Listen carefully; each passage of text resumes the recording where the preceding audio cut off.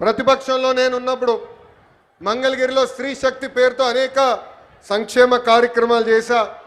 దాంట్లో ప్రత్యేకంగా మహిళలకు కుట్టు మెషిన్లు, బ్యూటీషియన్ కోర్సుతో పాటు వాళ్ళకు కావాల్సిన పనిముట్లు కూడా ఆనాడు అందజేశాం.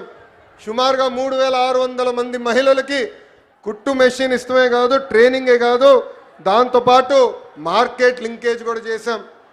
జూట్ బ్యాగులు, క్లాత్ బ్యాగులు కానివ్వండి, స్కూల్ యూనిఫామ్, ఇలా అనేక ఐటమ్లు తయారు చేసి ఈరోజు మహిళలు వాళ్ళ సొంత కాలు మీద నిలబడే పరిస్థితి. మహిళలకి అవకాశాలు ఇస్తే అద్భుతాలే మీరు సృష్టిస్తారు. దానికి ఉదాహరణ మా ఇల్లు. 1992లో ఆర్థికంగా సొంత కాలుపై నిలబడాలని ఆనాడు గౌరవ ముఖ్యమంత్రి చంద్రబాబు నాయుడు గారు హెరిటేజ్ అనే ఒక సంస్థ ప్రారంభించారు. కరెక్ట్గా 2 సంవత్సరాల తర్వాత మీ దయ వల్ల ఆయన ఫైనాన్స్ రెవెన్యూ మంత్రి అయ్యారు. ఇప్పుడు కంపెనీ ఎవరో చూడాలని అమ్మకి చెప్పారు, కంపెనీకి ఒకసారి వెళ్ళి నువ్వు చూసుకోవాలని. మా అమ్మ ఎప్పుడు కంపెనీకి వెళ్ళా, కంపెనీ ఎలా రివ్యూ చేయాలో తెలియదు. ఆయన బలవంతం చేశారు. కారు వేసుకుని కంపెనీ దగ్గరికి వెళ్ళేది, ఆఫీస్ దగ్గరికి, పైకి కూడా వెళ్ళేది కాదు. కింద నుంచే ఫోన్ చేసి పెద్దానికి నేను పైకి వెళ్ళలేను, నేను ఇక్కడ ఏం జరుగుతుందో నాకు తెలియదు అన్నారు.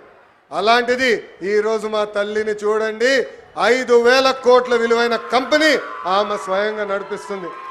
అంతేకాదు అన్న ఎన్టీఆర్ పేరుతో ఎన్టీఆర్ ట్రస్ట్ అని ఆనాడు బాబు గారు స్థాపిస్తే ఈరోజు అద్భుతంగా మా తల్లి ముందలు తీసుకెళ్తుంది. తలసీమియా పేషెంట్స్కి ప్రత్యేకంగా గౌరవ ఉప ముఖ్యమంత్రి పవన్ అన్న ఆనాడు 50 లక్షల రూపాయలు కూడా మనకు అందజేస్తాం జరిగింది. బ్రహ్మణి గురించి కూడా నేను చెప్పాలి కదా 2 మాటలు. స్టాన్ఫర్డ్లో చదివింది, తిరిగి వచ్చి కంపెనీలో ఇప్పుడు ఆమె పనిచేస్తుంది. ఏకంగా నా క్రెడిట్ కార్డు బిల్లు కూడా బ్రహ్మణియే కట్టే పరిస్థితికి వచ్చింది. నేను ఈరోజు హాయిగా ఇక్కడ తిరిగి మీకోసం సేవ చేయగలుగుతున్నానంటే దానికి కారణం బ్రహ్మణి మొత్తం మా ఇల్లు చూస్తుందని మహిళలందరికీ నేను తెలియజేస్తున్నా. అంతేకాదు మా అమ్మమ్మ పేరుతో బసవ తారకం క్యాన్సర్ హాస్పిటల్ ఉంది హైదరాబాద్లో. ఇప్పుడు ప్రత్యేకంగా అమరావతిలో కూడా ప్రారంభిస్తున్నారు. అక్కడ మా డైరెక్టర్గా నిరుపేద కుటుంబాలకి అహర్నిశలు సహాయం కూడా చేస్తుంది. స్త్రీ శక్తి, ఈరోజు స్త్రీ శక్తి కార్యక్రమం ప్రారంభోత్సవం సందర్భంగా మీతో కొన్ని విషయాలు మాట్లాడాలనుకుంటున్నా. కొంతమంది మహిళల్ని కించపరిచే విధంగా మాట్లాడుతున్నారు. మహిళలు ఎంత బాధపడతారో నేను స్వయంగా నా ఇంట్లో నేను చూశాను. ఆనాడు శాసనసభ సాక్షిగా మా తల్లిని అవమానిస్తే మా తల్లికి 3 నెలలు పట్టింది కోలుకునేదానికి. తెలుగు వాడుక భాషల్లో కొన్ని పదాలు ఉంటాయి. చీర కట్టుకున్నావా, గాజులు తొడుక్కున్నావా, అమ్మాయిలాగా వేడవద్దని కొన్ని పదాలు వాడతారు. అవి ఎప్పుడిన్నా నాకు చాలా బాధ కలుగుతుంది. అలాంటి పదాలకి మనం ఫుల్ స్టాప్ పెట్టాలని ఈ సభాముఖంగా ఆంధ్ర రాష్ట్ర ప్రజలు నేను కోరుతున్నా. అలాంటి మాటలు ఎవరన్నా మాట్లాడితే మాట్లాడదని చెప్పండి. ఎక్కువ తక్కువ మాటలు చెప్పండి. అన్న లోకేష్ చెప్పాడు తోలు తీస్తాడని.